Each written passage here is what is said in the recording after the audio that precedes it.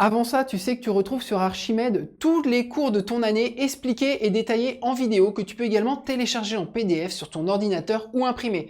Tu retrouves également toutes les méthodes de tous les chapitres expliquées étape par étape que tu peux également imprimer.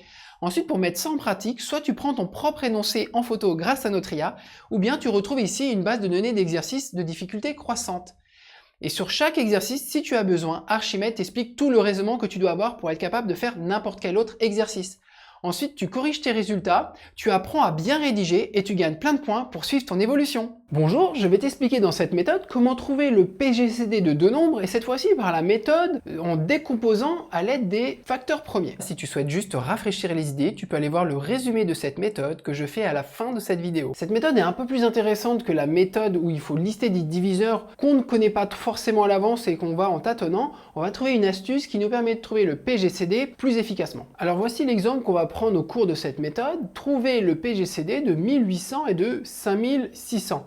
Alors tu vois bien qu'ici, heureusement qu'on ne passe pas par l'autre méthode où il fallait faire la liste des diviseurs, parce que là, à mon avis, 1800 et 5600, ils en ont un paquet de diviseurs. Donc cette méthode, elle est plus astucieuse et plus efficace pour trouver le PGCD de nos deux nombres. D'abord, première étape, tu vas décomposer en produit de facteurs premiers tes deux nombres, et pour ça, tu peux aller voir la méthode qui te présente comment décomposer un nombre en produit de facteurs premiers. Ici, pour 1800 et 5600, ça donne cette décomposition. Et l'étape numéro 2 consiste à conserver les facteurs communs aux deux nombres avec l'exposant le plus petit. Alors, qu'est-ce que ça donne sur notre exemple? Les facteurs premiers en commun entre nos deux nombres, eh bien, on voit que c'est 2, puisque j'en ai en présence en 1800 et en 5600. Et puis, c'est 5. Ok, j'ai pas de 3 dans le deuxième et j'ai pas de 7 dans le premier. Donc, les facteurs premiers en commun sont 2 et 5. Et on va conserver, comme le dit notre étape numéro 2, leurs exposants les plus petits. C'est-à-dire que 2, ici, il est en présence au cube, alors que là, il est en présence puissance 5, on va donc conserver au cube. Et 5, il est ici au carré et au carré, donc on conserve 5 au carré. Et voici ton PGCD, 2 au cube fois 5 au carré. Alors essayons de comprendre pourquoi